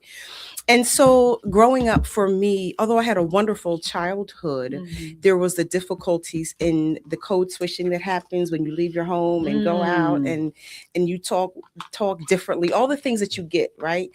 And so my parents were, particularly my mom, was just this, still is, this infrastructure of strength from which I stand, from where I still continue to stand. She is and always will be the wind beneath my wings. And so that's my beginnings. Oh my gosh. That's the song that I sing to my mom. Yeah. That song. Absolutely. Yeah. Sorry. I understand. Took her back. I understand. Yes. Yeah, no doubt. That was she had a little moment there. Yeah. And so let's jump into some of the awards, because I want to get to your story, because it's a dynamic story, but I want to walk through that, because I want to know some of the initial things before we get into like your personal stories, you know. And so you have gotten awards, you know, and you're just like you're just a trail. I mean, you got the trail. I was about to say you a trailblazer. You got a Trailblazer Award, you know, Uplifting Solutions. Let's talk about that. November 2024. Recognized for the Trailblazer Awards from Uplift Solutions. Let's talk a little bit about that. And how did they recognize you for that? Yeah, so coming into this position that I am in now, there are things that are happening within the division that has never happened in the history of this division. And so it's gone through several iterations of names. Yeah. But when I came in, of course, if you're, to my opinion, a smart leader, you take time to learn the culture, see what's happening, what has worked, what hasn't worked, and you just bring your own kind of seasonings to it. And so that Trailblazer Award was based on me taking a different direction with the office and really moving forward in an intentional way. And that's how that Trailblazer Award came about. Yeah. Restorative justice, I think that's probably a concentration that's so undervalued, right? How do we, as a community that's in dire need of that specifically, right? How do we as a community recognize this to make sure that our communities are more amplified in their voices, right? To be supported and to get resources and to get support in that particular field of restorative justice. Yeah, that's so good. Restorative justice, if you think about how the system is created, yes, it's victim and offender. Don't talk to them. Don't look at them. You're not supposed to have any type of conversation or dialogue. I love it. Pull it closer to her. Yes. There we go. Yep. Thank you. Yeah, the system is built and created for us not to have conversation with each other. Yes. And so when you think about how that is, that continues on even into our communities. And so specifically for restorative justice, as we're talking about it for a crime that has happened, that you have the victim and you have the offender, and those are not words that I use, but for purposes of this conversation, it's embedded that you don't speak to each other. Yes. And so restorative justice as a practice brings those two parties together. Yes. And so it's forgiveness of what has happened. It's understanding. And it's not necessarily now we're best friends, but it gives an understanding for both sides of how you impacted my life. When you took my child, my son, my father, my daughter, whatever it is, and the person has the opportunity to apologize. And so it doesn't take away what happened, and they're not necessarily released or those other things, but there's an opportunity for dialogue because our system is not set up for those persons to have a dialogue. Yeah. Yes. Yeah. And that's very interesting because sometimes even if you think of that in the mental health, capacity that may bring about some type of healing for that person. Yes. Whereas like they're able to mentally, have like not necessarily closure, but it does like help, like, whereas like they don't have an interaction with that person. They're not able to express themselves or like there's no release. So yeah, I do like that. Yes. Ms. Thomas, how do you know when the maybe the victim or victim family is ready to hear what may be harsh to them? And how do you know when the offender is ready to actually give a sincere apology to bring them to the table? That's a great question. And so everybody is not ready for restorative justice, right? Sometimes it takes years of talking to both sides and to prepare them to be able to have this dialogue. And so it's years of talking to the victim and years of talking to the offender and then bringing them together for a conversation. So it's not just, hey, we want y'all to talk. And it's really years. And like you said, the mental health part of that's involved and how it doesn't necessarily bring closure, but hearing what happened that night. Yeah. Tell me why did you do it? What happened? And so it takes years of having these conversations, and not everybody wants to do it. If I'm being real, right? Yeah. It's for the folk who really want to have that conversation, and it's not good or bad. It's just, yes, I want to, or yeah, no, I'm good. I'm just going to stay where I am. Yeah. So you also became the first female president of the Corrections Officers Training Academy in New Jersey. I don't know where to start with this. And I was just like, wow, that's amazing because if you think about the training part itself, that going through that in and of itself, that's rigorous because you're going through these 19 weeks or so of training, which some people don't even pass that. And then after that, you're going through, you know, your job, and you're learning all of these things, and then you become this president, the first female president, which means you've surpassed so many other individuals. Can you talk about that experience and what did that feel like? Sure. It feels like a lifetime ago, but that was many, many years ago. And when I look back over my life, I understand that everything was for purpose and for where I am now, to be able to do this work with such credibility. I was a CO. Yes. And so becoming the president of my corrections class, thinking about it, I'm the most least athletic person you will ever meet. You're not by yourself. Yeah, okay, meet in this world. But I remember even then, you asked me earlier about a question for advocating. And I remember even then when we were in the training academy, and there were some things that were not being spoken of for women. And I'm saying, well, wait a minute. We have to be able to do X, Y, Z. And it wasn't exercise. There were some things that were just being overlooked and specifically geared toward men. And so thinking about advocacy, I'm thinking about it even in that realm. Yeah. And so being elected the president of the class was certainly an honor. And I didn't think about it again at that time. It was wonderful. It was an honor. I was young. I had 3 babies. Yeah. I'm just like, how do I get out of this and go to the next thing? Yeah. But again, thinking about my entire life and how that plays into where I am now was certainly something that was necessary. Yeah. You were being prepared. Absolutely. You were being groomed and molded for what was yet to come. Absolutely correct. Yeah. Yes. That was awesome. Thank you. Yeah. So I want to jump into your story. Over 20 years and a personal battled a personal situation which involved a felony. How did you navigate that, and what was that experience in, before and then afterwards? Yeah, great question. Yeah. And so as I was navigating it, it was the most shameful, embarrassing time of my life. And again, it happened when I was older. I wasn't a kid. I knew better. And it was a very shameful time of my life. What hit me, impacted me the most was that not the impact that it had on me so much, but my family. And so the reverberating effect of how that showed up, my name's in newspapers in 3 different states, those things that they had to deal with.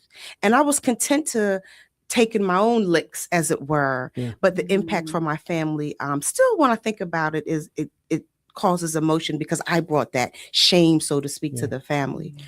And so how I navigated it wasn't immediate. It took me years to going through therapy, doing my own healing work and saying, you know what, this thing happened. I cannot change that it happened, but I can change how I move from this. And it sounds really glossy and pretty now, years later, but it wasn't then. It was dirty. Yeah. So for those who don't know the situation, you want to share? So for those who may. Yeah. Sure. I accepted a benefit that I wasn't entitled to is the nexus of what happened. And so I received a felony conviction as a result of it. I will say, for clarity though, I was not incarcerated. And so people tend to put that on the story. And not that it matters one way or another, is that I do have a felony conviction, and it impacts the way that I live. Right. Getting a job, those things initially was very, very impactful. And even now, in fact, today I was looking at something and had to fill out an application. What do they ask? So it doesn't matter that I've risen to this level of executive director and had these positions and speak and have a book and all those things. It comes down to one of the questions where, do you have a felony conviction? And I still can feel the angst that rises in me when I have to check yes. The glossy side, right, is the story that you're able to tell for those who are coming after that and has the challenges of navigating that space, right? You are such an advocate about reentry, and one of the things that we constantly talk about, especially on the show, is giving information to those who may miss that information, right? And one of the things that we have constantly spoke on the show, and I'll tell you a little story just to kind of give context. We did a story about our returning citizens, and there was a major election coming up. Gentleman approached me on the street and was like, yo, broken English, but yo, you that guy. And I'm like, what you talking about? He was like, yo, if it wasn't for you, pretty much he was saying, if it wasn't for you and him watching the show, he wouldn't know that he was able to vote. Yes. Yeah. Yes. Which was was a pivotal moment for us, because sometimes we never know who's watching the show and who we're helping. Yeah. Right. And so to hear that, I said, we're doing the work. Yes. So we're going to keep doing the work. And so to pull it back to you and your story, I think the work that you're doing is so necessary and important that I don't even think you know the light that you are to people. Thank you. So I just want you to embrace that and accept that, because we get that. I'm an advocate of our returning citizens, because they have no clue. Yeah. And they're already labeled for the most part, right? Sometimes labeled in a way where they can't even get any type of resources or experience or jobs when it wasn't even them that got them in the first place. That's right. Right. And so we have to do more, or have more conversation on what this looks like. How do we negotiate the space and get people truly re-entered and engaged in life, right? In the community again, so they can be better for the community, right? Because if you block them out, now you putting them in a position where now they have no other choice. That's exactly right. Right. And so with that as a context and all of that information known, how do you approach the conversation of the importance of this work? That was great context and a good question. The importance of this work is realizing that people who have been impacted, first of all, just one of the most brilliant, if you sit and have conversations, this entrepreneurial thread that runs rampant through persons who have been impacted by the criminal legal system. And I want to note, I say legal instead of justice, because there is no justice in this system. And so when we talk about the importance of how necessary it is, you said that, or you alluded to that, if they're not giving opportunity, then you're going to revert back to doing what you did to get you in trouble the first place. And so thinking about employers and how important it is for employers to hire persons who have been impacted, thinking about the work that we're doing in my office, and I created a curriculum for workforce development called Gateway to Success. And there are a lot of workforce development programs, but this specifically is embedded with cognitive behavioral therapy and intervention, so that it's not just you got to get to work on time, right? It's dealing with the trauma. Because getting a job is low-hanging fruit. We can get anybody a job. That's low-hanging fruit. It's how do you get a job that's sustainable, A, and B, where you will stay, because you are dealing with this trauma. You understand that there are ways and mechanisms in which you can move through your day to stay at the job. And so I'm really excited about that what we're doing at the office, but also just really amplifying the work. And thinking about, for example, when the September 2012 for the persons who were convicted as juvenile lifers came home. A lot of them came home, right? Over 400. When you think about Philly now, the amount of work that they are doing is massive. You have Salim Holbrook, who is the ED. Salim. Kempis songster. Like, these are my comrades who we do work with. And when you think about, they were scheduled to die in prison. And so just using some of those as examples about the brilliance that exists, and able to use our lived experience to further, like, listen, we are making change. We can make change given an opportunity. I don't use the word or the phrase second chance because I believe that a person deserves whatever chance they need. Yeah. And I also believe that second chance is rooted in the theory that persons got an equitable first chance. And that's often not the case for those who have been That's impacted. heavy. That's heavy. I mean, that's a dissertation in itself. Yes. That's a dissertation in Because itself. my mind went, yeah. So interesting. Yeah. Shout out to Celine. Shout out to Giovanni. Shout out to Gio. Shout out to Giovanni. When interesting. Yeah. So with that as an understanding, right? We know that there's a lot of movement right now that's happening politically, today. How do anyone navigate that system now when they're removing a lot of the rights that we once had, right? And to your point, because I would love you to answer that though, but it just reminds me of when we say laws and what's illegal. There was a time where we couldn't drink in a water fountain, right? Certain water fountain you can't do that, right? And so when I hear certain frameworks and policies that are in play, what's happening now that they're easily being pulled back and reeled back. So how do one that's just re-entered navigate a space like that they can't even touch? So I want to lean in on something that you said. Lynching was legal too, right? That part. So when you think about the laws and how they were not built for persons of Black and brown, but that's like you said, we can go another day. We got to come back for that one. You already know coming back. I got to come back for that one. But one of the ways in which persons can learn about what's happening, come down to our office. That's one place.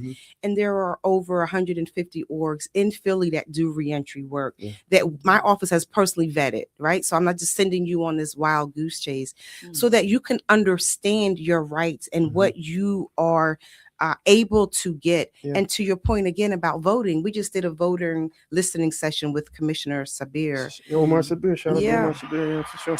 And really understanding because people think they don't have the right to vote. Yeah, they do.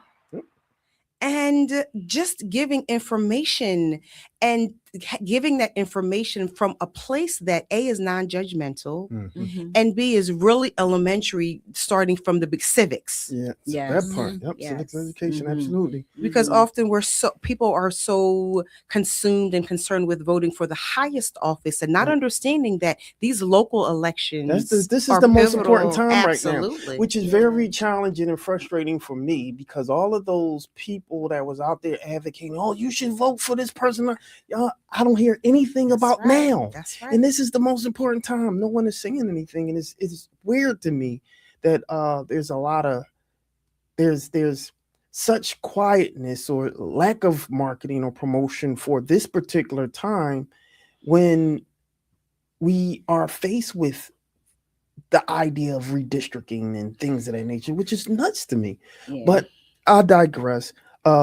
This moment is for you, right? And so I want to know, based off of all of this, right? Let's talk a little bit about what your organization does. So people who are watching that may need certain services, help, introductions, resources.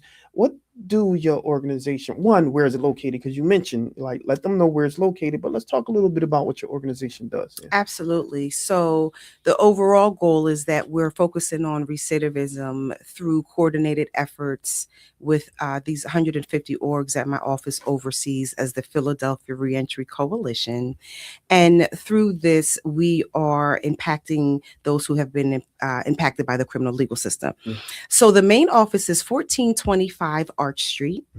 We have 2 co-locations of the neighborhood resource centers that y'all spoke to earlier. One is on Venango and one is on the newest one is on Broad and Lehigh at the ODAT, where ODAT is. And so persons can go there to get support. Now, some of the things that we offer are expungements. We do those almost monthly.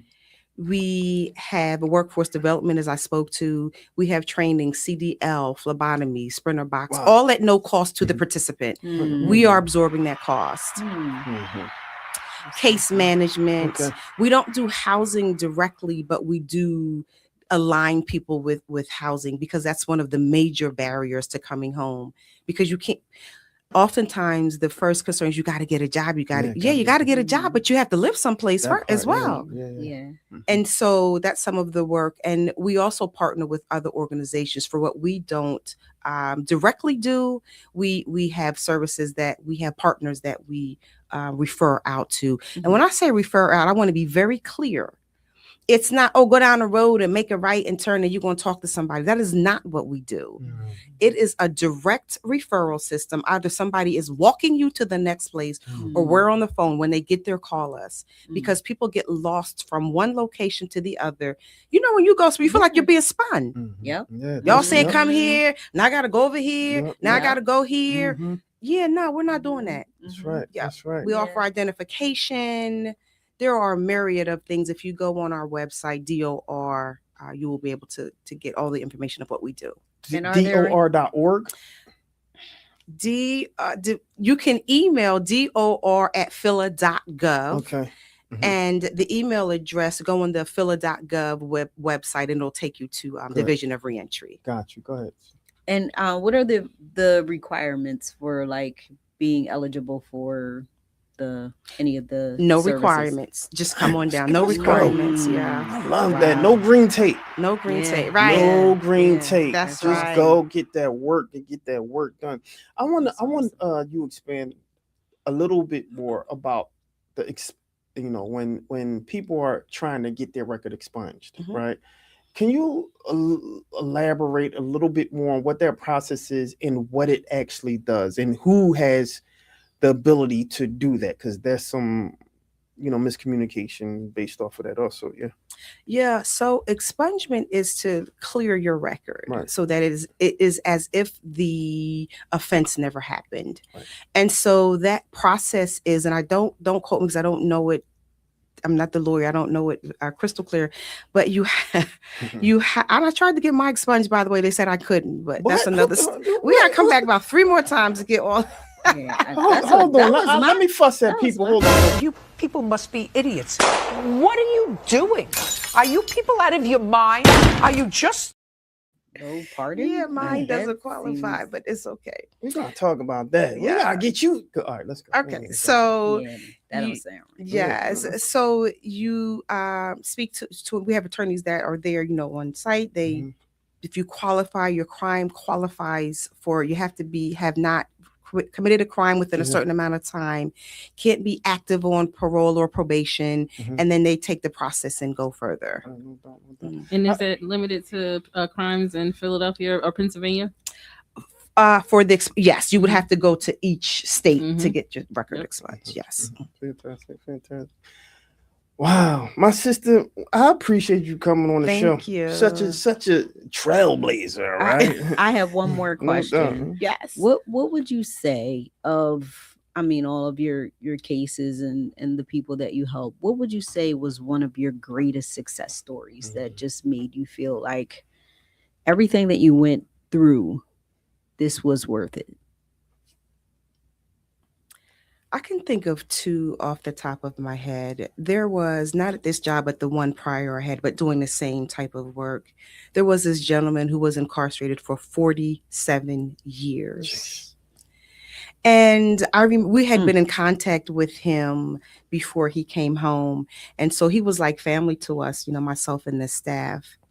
And I remember when he came in, he was like a deer in headlights. He said the last time he was in the city, he doesn't even recognize it anymore. Wow. The public transportation. And so one of the things I remember about it is what we had balloons, we had all the things. And I've learned not to do that again because it was too much. But I was just so excited. So he came in and we were able to support him with healthcare immediately because that's what he needed. He didn't know what medications he was on. He was incarcerated for 47 years. And so they're just giving him meds he didn't know. And so to have the ability to connect him directly to physical care And now to watch him, he checks in every month or so to just say, "Hey, Miss T, I'm doing good." And then he's navigating after, I keep saying 47 years because you can't even fathom 47 years of being locked up. And so that one is close, near and dear to my heart because we were very hands-on with him before he came home. And so having him come home and helping him to navigate the infrastructure of reentry is really a success story for me. Wow. We Talk Weeklies After the Talk on WPPMLP Philadelphia 106.5 FM. We Talk Weeklies After the Talk with your boy Charles Gregg and the beautiful Lauren Sizzle and the beautiful Tanisha Henry. My sister. Before I let you go, right? What's the legacy that you want to leave? That's a wonderful question. I'm going to answer that by saying I'm carrying on the legacy from my grandmother, Enid Burke, and my mother, Joyce Russell. And I'm carrying on that legacy of advocacy. I'm carrying on the legacy of being a voice to not the voices, because I believe everybody has a voice, but their ability to amplify and their voice be heard.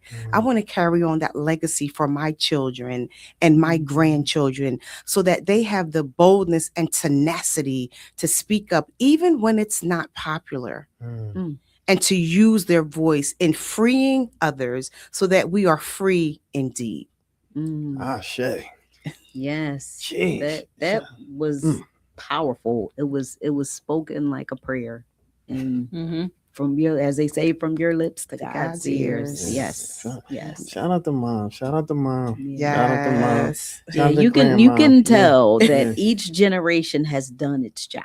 Yes. Absolutely. Yes. So how can I get in contact? You got the right name, my sister. Mom did a great job with that name right there. Beautiful. I'm real curious, Mom. During that time, was that a big name? I mean, because we had some trailblazers. That's power right there. Yeah. So I changed my name. That wasn't my birth name. I changed my name. So my Asada Shakur is my Shiro forever. I know that's right. Wow. I mean, there you go. When I walk in spaces, I say, I am my name. Are y'all ready? Yes. Y'all ask me here. Yes. No doubt. We Talk Weeklies After the Talk. So why don't you let everyone know how to get in contact with you again, where to locate you, all that good old stuff. Yes, so you can contact us for the Department of Reentry for the City of Philadelphia on phila.gov. We are on Instagram at Division of Reentry, on Facebook, and on LinkedIn. To contact me personally, I am at asatamichelle.net. And the telephone number for reentry is 215-683-3370. Fantastic. Thank you. I'm glad we were able to give you this platform for you to, to amplify your voice, because I think you're needed in the streets right now. You're definitely needed in the streets right now. And if we can get more people to reach out, I think we would be doing a service to the community. Absolutely. So I just want to thank you. I truly want to thank you for coming to the show. I love my citizens that's not here right now that will be returning. Most of my friends had brushes with certain systems, and have been done unfairly, unjustly, and so, when I see people that's actually fighting for the good fight, that it means a lot. You know what I'm saying? Thank you. And before we let her go, for that person who is watching and that person that has had that felony conviction, who made that mistake, and who is looking at you and watching you and say, I want to do what she is doing for that person that's going to come behind me and make a mistake, because in life we make mistakes. It's life. No one is perfect here. No one walking this earth is perfect. What can I do to I'm walk almost in your perfect. footsteps? I'm almost perfect. No. But they're looking at you and they're saying, what can I do to walk in her footsteps? Give that person advice. Yes. First, I would say that shame is bondage and forward is freedom. And I would say that as you begin to align internally then your external change. And so the beginning is understanding that identity precedes narrative. And so as you begin to learn who you are and recover your identity, you begin to walk out and walk forward only. And as you close out, tell us a little bit about the book, Forward Only, Speak Power, Life Change. Live Change. Yes. This book, when my first book, everybody expected it to be my autobiography. And I understood, just as I said, that identity precedes narrative. And so it was important for me to write this book, which is a book of declarations. And it supports persons in finding out who they are and really speaking life, because I believe in the power of the tongue, and death and life is in the power of the tongue. And so when you declare who you are, when you're declaring positivity, you begin to change. That internal alignment begins to happen. And so this book is really about declaring your way out of wherever you are. You got a lot of gems. Yes. You got some quotables, man. You definitely have some quotables. One more time, how can I get in contact with you? Sure, asatamichelle.net or at Division of Reentry, City of Philadelphia, DOR. Yeah, fantastic. And the book is on your website. Yes. Great. Shout out to you. Shout out to Mom. Mom did an excellent job on you. Yes. She did an Happy excellent Mother's job Day, on you. Mom. Yeah, Thank you. absolutely. Oh yeah, Happy Mother's Day. Yes. Mother's Day man. to you both. Yeah, Thank you. yeah, Thank you. Fantastic. All right, y'all. So I don't want you guys to go anywhere. When we come back, we got another story. What we got? You got another story? Oh, it was just a. All right. Well, why don't you go ahead and do it before we cut out? Go ahead. Give it to us. Oh. Yeah, let's get a little story. Got a couple seconds? Sure. Yeah, all right, come on. Yeah, we want to get. Let's just get give it. us Yeah. Come on. All right, I had to find it now. It's all good. Oh, so it was just a little mini story. So Okay. Dave Chappelle, he sat down with Michelle Obama and her brother for their In My Own Opinion podcast. And they were talking about this cancel culture when it comes to comedians and how they're not really able to make jokes like they used to make jokes. Like they can't, do what they used to do because now there's cancel culture. So Dave Chappelle Michelle Obama is basically saying like, well, the younger generation is different from the older generation. Whereas like the younger generation, they could just kind of jump on social media and they can make their jokes and their audience is not in the room. Whereas like the older generation back in the day, you had the Martin Lawrences where they, the audience was there and they said what they said. And at the end of the day, that was pretty much it. Well, the younger generation, they're more negative and they're doing all this stuff for clicks and likes. So pretty much like, what do you think? Like, should it be cancel culture? Should they be able to say what they want to say? Or like, should they be policed? Like, that's a good question. Is the younger generation pretty much getting away with less, because they're not in somebody's space and they can say something more negative? Because back in the day when you were get punched in your mouth, you were at Def Jam, you got punched in the face. You get punched in, if you on social media, punch like somebody got to hunt you down. So yeah. pretty much that's what Dave Chappelle was saying. Like, Well, it makes sense with the generation he's from. So he would say something like that. But like my generation, like you disrespectful, you pay for being disrespectful. Right. So I mean, it's nothing else left to be said after that. I've always been a conflict because I'm an attorney, right? So I'm like, but I understand exactly what you're saying. Right? It's like yo, you can't just go. And just like you see people just running up to you, putting cameras in your face and stuff like that. And yeah. Oh, it's a prank. Some of these OGs don't know that they not for these pranks. We ain't doing that type. We ain't on that type time. So they do that to your friends. Right. I ain't your friend. Yeah. Right. Your little friends. Your little friends. I Exactly. ain't your friend. Not me. Yeah. That part. No, for sure. Yeah. Yeah, that was it. All right, that was it. No doubt. Round of applause. All right, y'all. So that's our show.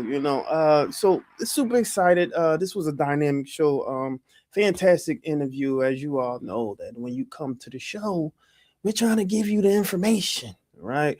We're solutions based here. So we don't want to point fingers. We want to try to find what these solutions are. How can we fix these streets? How can we fix the community? How can we fix what ails and has been broken in the community, right? And so that's what we're here for. So I don't want you to go anywhere. Make sure you tune in next week. I'm your boy Charles Greg with the beautiful Lauren Sizzle and a beautiful Tanisha Henry and a beautiful Asada Thomas. And one thing that we always say on the show, once you come to the show, you're a friend to the show. So you're always welcome. Thank you. There you go. Thank you. All right. So there you have it, ladies and gentlemen. We out here like last year. Peace. Peace.